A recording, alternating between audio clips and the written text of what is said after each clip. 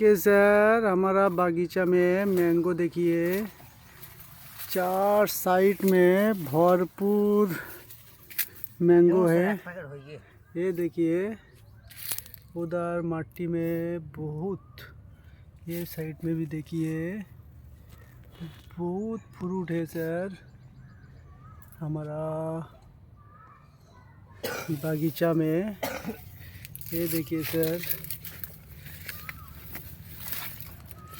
ये आपका थोड़ा अच्छा कैमरा घुमाने के बाद मालूम होगा इतना फ्रूट आया। ये देखिए सर, फ्रूट और फ्रूट कलर देखिए, बढ़िया कलर आया। ये प्लांट मेरा पास अवेलेबल मिल जाएगा सर। हमारा बागीचा है, टोटल 3000 मदर प्लांट।